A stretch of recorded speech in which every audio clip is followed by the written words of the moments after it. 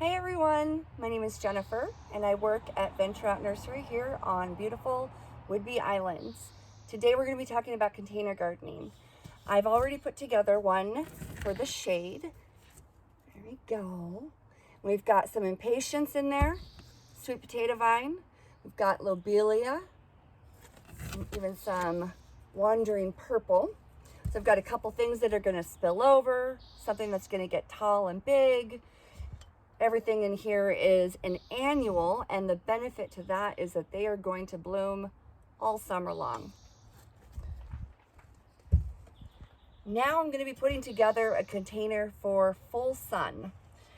It's good to look at the plants that you're buying, making sure that they're all going to want the same conditions. These that I've picked are all for full sun, and most of them are deer resistant. Starting with these absolutely gorgeous Martha Washington geraniums. These are fantastic. These are worth it to me to get them to overwinter. You can put them in the garage if you want to try to get them to do so. All right, I've already put some soil in my container. And what I like to do is get my plants all placed before I start taking them out of pots. And we're going to be doing an all-around container. That's another thing you want to think about. Is this something that's going to be up against a wall, or is it going to be seen from all angles? I think I want this one being seen from all angles. So I get that plant set in there and push it down. And we want the top of the soil in this plant to be about inch and a half below the rim of the container. It's a little bit low, so I'm going to add some more soil.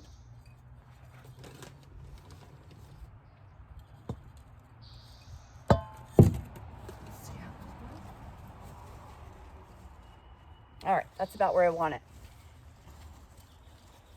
There we go. Now I'm going to fill in soil around the plant while it's sitting in there.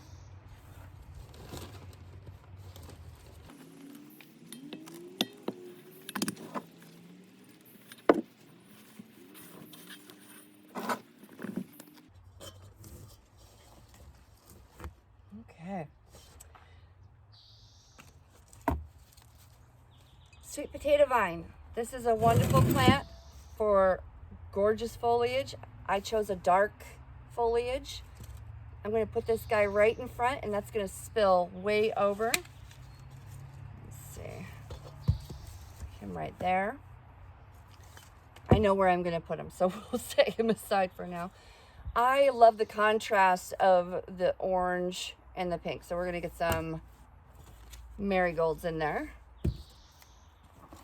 I also wanted a white flowering spilling plant. This is Bacopa, Gulliver's White, super big, gorgeous blossoms. And just to echo some of the white, I've got some alyssum. This is not going to spill over too much, but it's going to fill in really nicely. Calibrachoa. These are, oh, actually, this is petunia. Sorry. I thought I grabbed Calibrachoa. This is nice too. This is a small blooming white petunia. Also, just to echo the dark foliage of this gorgeous sweet potato vine, this one is Black Magic petunias. These are so amazing. And osteospermum. So this one is going to get nice and tall and fill out. Okay, I've got my plants. Have a basic idea of how I want to arrange them. There we go. Okay, I'm going to take this guy out. I'm going to sprinkle in a little bit of fertilizer at the base of where everything's going. Usually when I'm doing perennial gardens, I like to use starter fertilizer, but because we've got all annuals, I'm going to use Bud and Bloom. This is going to go straight for all of those fantastic blooms.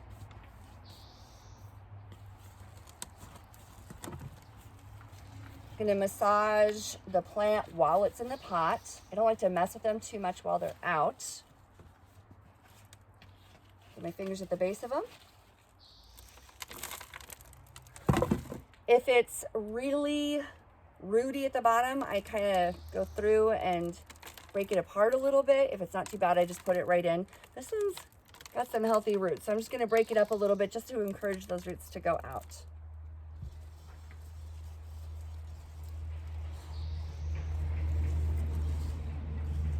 There we go. And in goes the rest of the plants.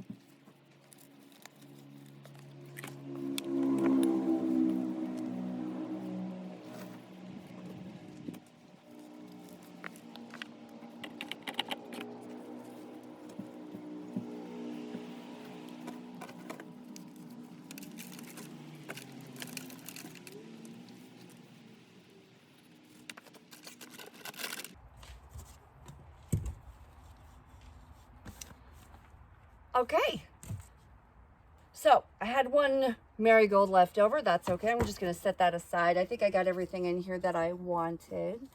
I'm going to go through and add some soil to some of these spots that have holes.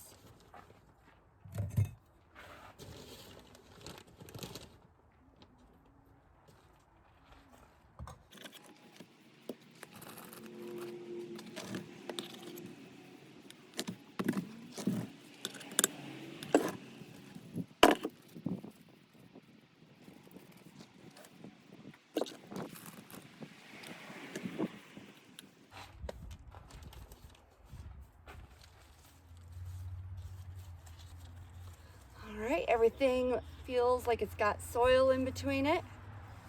Make sure everybody's secure.